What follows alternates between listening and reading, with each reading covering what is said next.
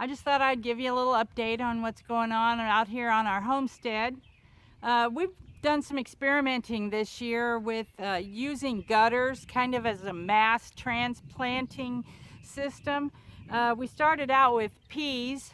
We had 5 gutters and put potting soil in them and planted the pea seeds and then let it grow.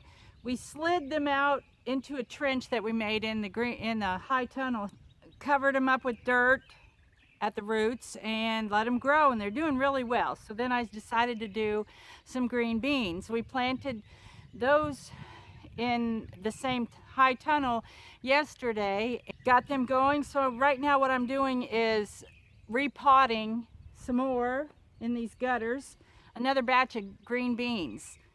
So the first thing we have to do is fill up the gutter with dirt. What I'm using is potting soil, the same potting soil we use for everything else we do around here.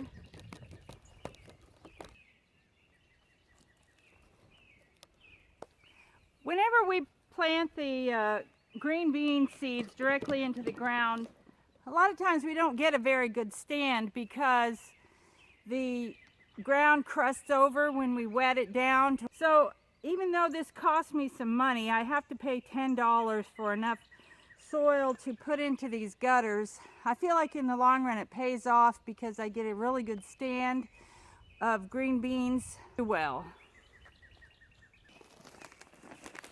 We use Jade 2 green beans. We've been pretty satisfied with those. What I'm going to do is plant these seeds in here about 2.5 inches apart.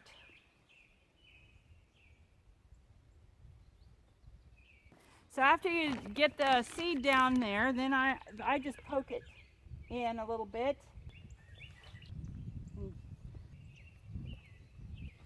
I'll do that to 5 gutters that I have lined up here on this wagon, and then I'll give them some water. Got some sawhorses sitting up here in this high tunnel that I'm going to show you because I'm afraid the mice might try to get into them. They'll like those green bean seeds.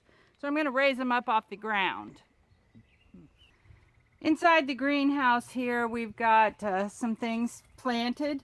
Right down here we've got the green beans where we grew these in the gutter and then put them in the ground. I think it was just yesterday, so you can see how much we let them grow. I think we'll put straw around that.